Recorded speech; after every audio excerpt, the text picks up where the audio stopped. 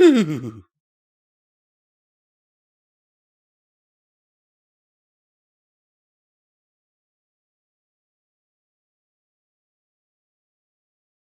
everyone and welcome back to another Pony&Wolf Productions video. My name is Visual Pony and today we are reading the story A Day for Mommy by Hivemind. Now, this is a Mother's Day story. I don't know if I should hold it back or should, release it as is. I will decide that after I edit it. And yeah.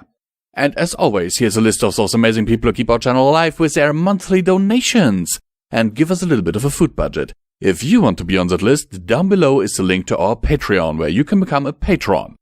And don't forget, that gives you amazing perks, like, you get the possibility of me teaching you some voice acting if you want me to, like giving you some pointers. Or you could get early access downloads to all of our stuff. This, for example, was recorded on the 15th of February 2023. And some of the Heroes chapters were recorded all the way back in 2021. And they're all up there. So get crackin'. And now let's get into the meat of the story. One day. It was that time of the year again, and all throughout Equestria celebrations were taking place. Far from the regalia and splendor of birthdays and kingdom-wide holidays, ponies were gearing up for a holiday far more important than yearly merrymaking. Gifts were all but arbitrary. The best gifts, however, were encouraged by all, and almost always never to be expected by their recipients. After all, what better time of year to celebrate the very ponies that gave birth to a model pony, that of which brings new light into an already shining world of magic and friendship. From the humble homes of towns and villages to the great places and fortresses of the kingdoms and empires, Mother's Day was bright and beautiful, and all but few were filled with joy by its long-awaited arrival. In the clouds and colosseums of the Pegasus city of Cloudsdale, mothers were honored and revered as exemplary role models, their wings adorned with traditional lace, and they themselves given plenty of airspace to fly about the city and spend time with their beloved children of the sky.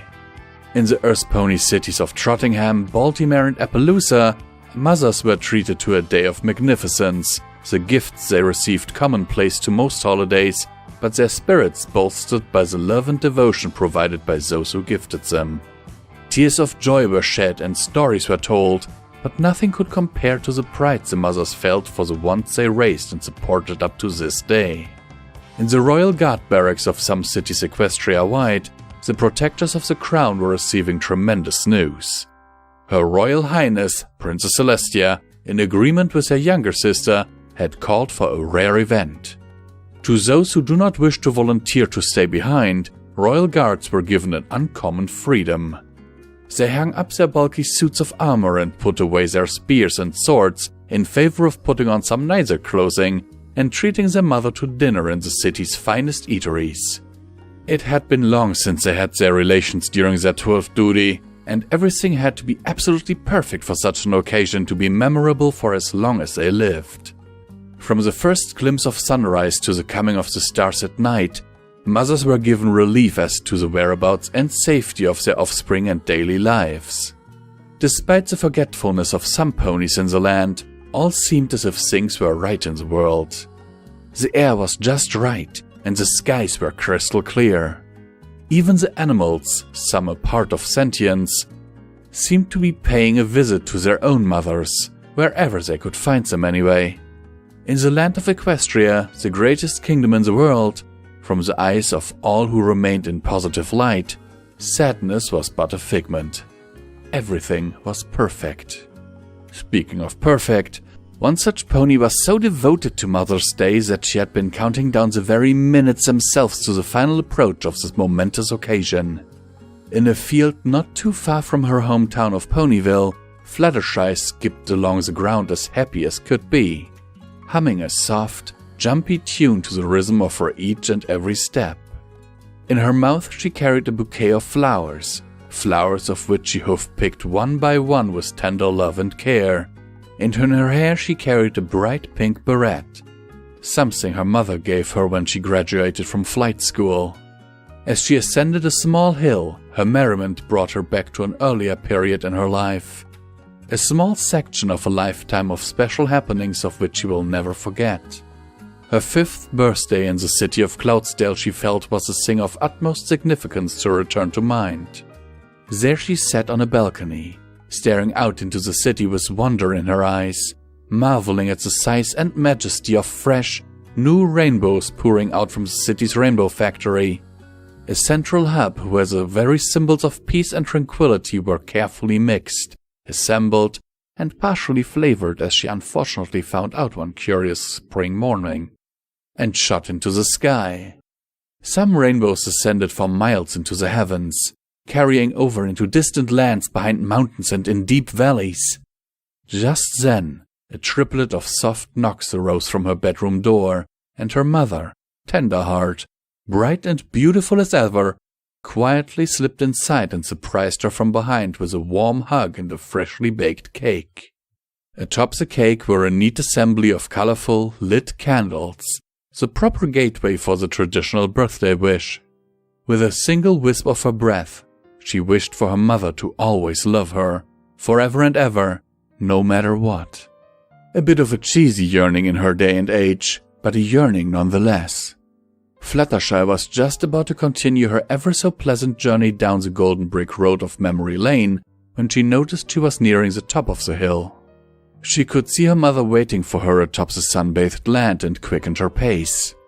She arrived at the top in no time flat, brimming with excitement. Mother's Day was truly a one-time event for her.